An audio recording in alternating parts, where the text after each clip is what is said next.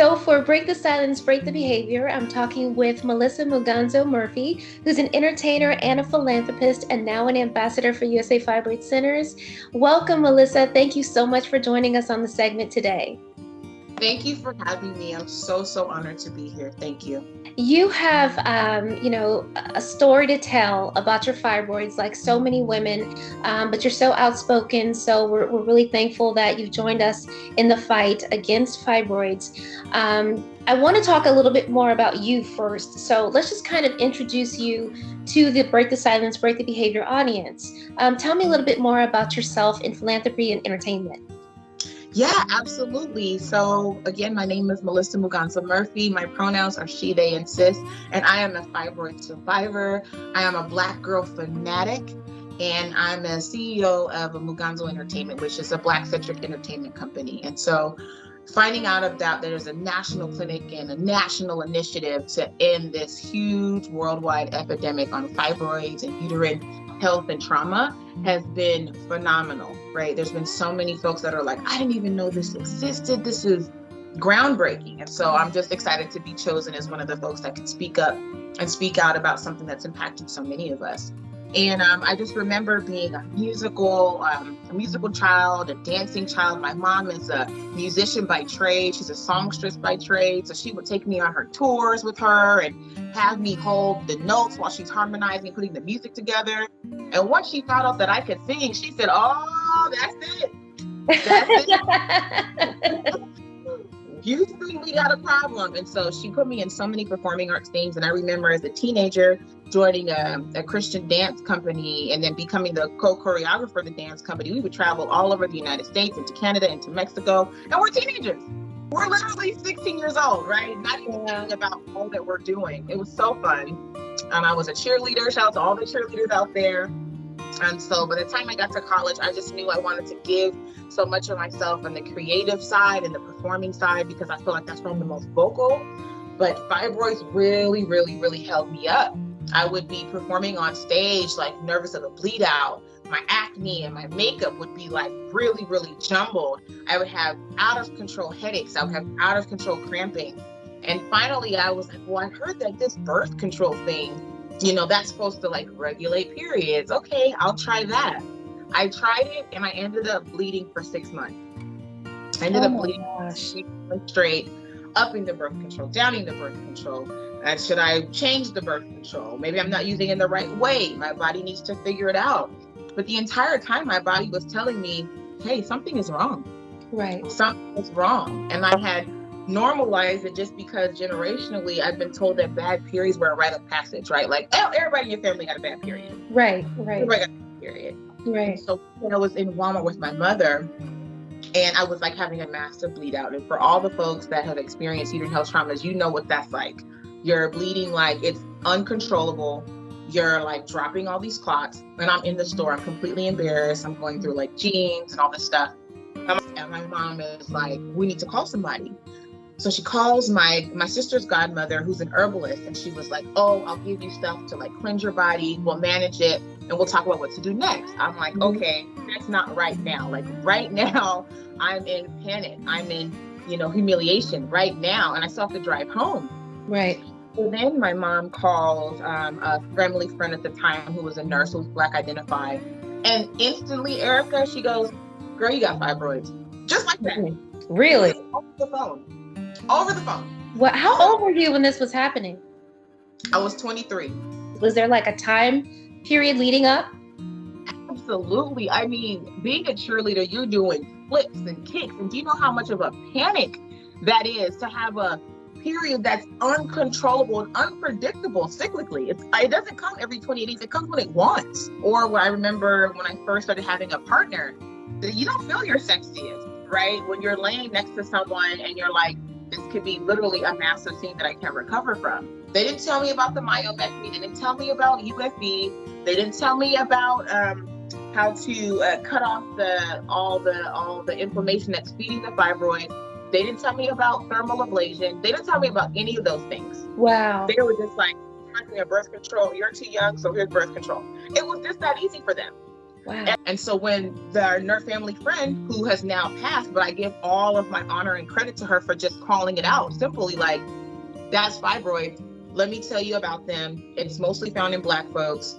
This is what you can do about it. And I grew up really religious. I grew up vegetarian. And when I was a teenager, my younger sister actually went vegan. She was like 15 and she was like, I'm going vegan. Everybody was like, so you're not gonna have any cheese? Like, no, you sir. But when I realized that I couldn't get a hysterectomy and birth control exacerbated my fibroids, I was like, if changing my diet is the only option and it's something that I can do on my own pace, like, I have full control over that. I can do that. Right. And so I literally like eliminated processed sugar, dairy, red meat, poultry. I mean, I did a deep cleanse. And you could just see my body like saying thank you. Mm-hmm. Because I was like anemic. I was having acne, reoccurring acne, the one that like there's not enough topical treatments in the world to cure the acne that I had going on. And I still being super stubborn. I went back to, the same like eating lifestyle where I was eating anything and everything, just wanting control again. And it came back with the vengeance and my fibroids came back. Wow. Still eligible for a hysterectomy. Wow.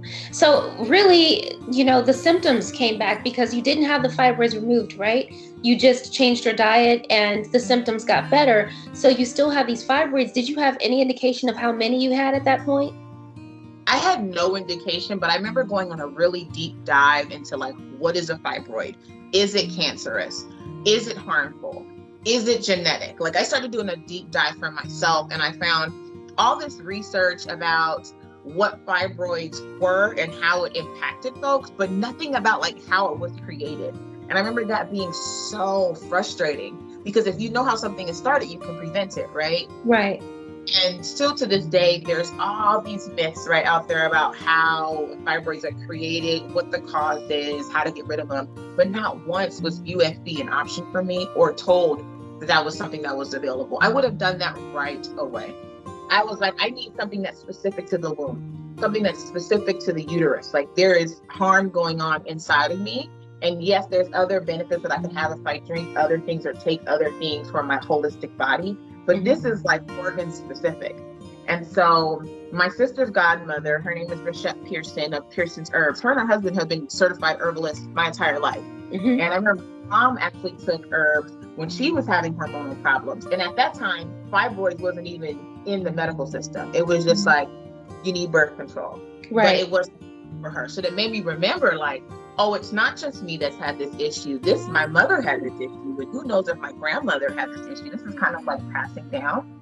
Mm-hmm. And when I took the herbs and started to drink like chamomile tea, dandelion tea, raspberry tea, right. I just found myself feeling like calm and feeling cleansed and started to realize all these things were impacting all these other organs in my body. I asked you that question specifically because I know when I started really searching about fibroids on social media, I started coming across all of these teas and these herbs and, different things that you can eat and you can take. And while those things help, because I'm vegan, so I'm definitely into some holistic stuff and alternative medicines, those kind of things really just help with the symptoms. You've got people out there claiming that, oh, I drank this thing, and then they're holding fibrous tissue in their hand saying their fibroids just disappeared or they just slipped out of their uterus. And, I feel like, as an advocate for fibroid awareness, I want to definitely let people know not to believe those kinds of things. There's only a few ways that fibroids can truly be eliminated out of the body, and drinking something is not one of them. So your symptoms had come back with a vengeance, basically. How old were you about when that happened? So I was 28. Mm-hmm. Got in a really serious relationship, and a year into it came back with a vengeance. I was bleeding out at movie theaters. Mm-hmm. I was bleeding in the car. Talk about embarrassment. Why doesn't my body work right? Right. Again, putting myself as the only one that could be experiencing this. But in reality, my daughter's watching this. My girlfriend at the time, is watching this. My sister's watching this. Like, people are watching this and they're experiencing these traumas with me. And I wish I would have understood why it was so important for everybody to know in detail what was going on.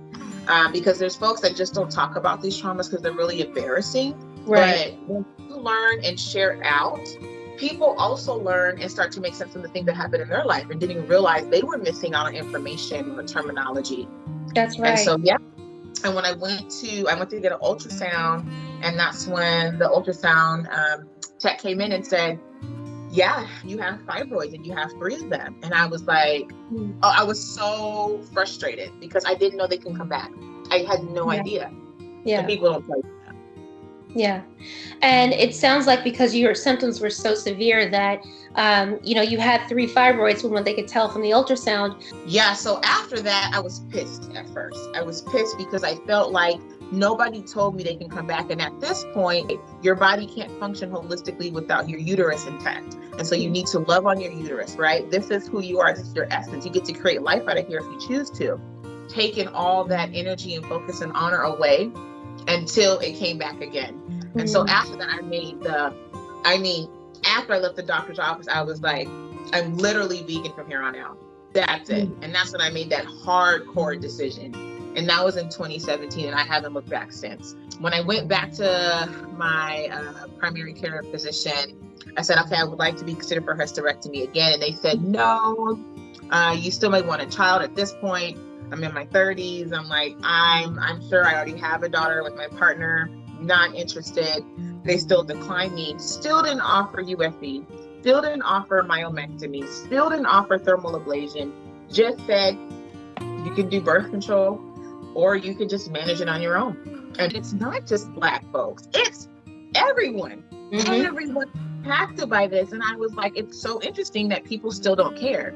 And so that's what really caused me to put my entertainment hat back on and really dig in and provide access to people and knowledge to people in the way that I only knew how, and that was through entertainment and expression. I want to talk about one of the things, or one of the many things that makes you even more extraordinary is your willingness to be a voice toward the LGBTQIA+ community. It's first important because I identify in the community, right? As a cisgender, same-gender loving lesbian woman who is very proudly married to a beautiful woman, and we have a 16-year-old daughter, right? Everybody got a period in this house. Okay, everybody. So that's the first thing that was like, oh God, I got to speak up. I got a daughter that's watching that's going to experience her own version of like sexuality and body confidence and navigating being out and about. And I want her confident. I want her comfort. I want her knowledgeable, right? Right. Then I said, okay, if everybody is thinking that every woman identified person wants to have a baby, that can be really harmful because then they're saying no, they're putting this barrier up when people are hurting. And so then I thought about, well, who is not being seen? Oh, there's trans folks that don't even get to talk about hysterectomies because they're like, well, I'm not knowledgeable about trans identity, so it's don't even come and see me. I want to talk to you. Then I thought about all of the folks that are unhoused, right? The folks that are living in the outdoors that don't even have a doctor. Yes. How many of those folks have fibroids, have uterine trauma, and they don't even get to see a clinician to even be misgendered or mistreated or told no? They just don't have that access. So then I was like, there's so many folks that need, they need an open door, they need a voice, and they need somebody that cares. And so that for me is what did it? If not me, then who? Right? I can't wait for the world to make it happen. I have to make it happen.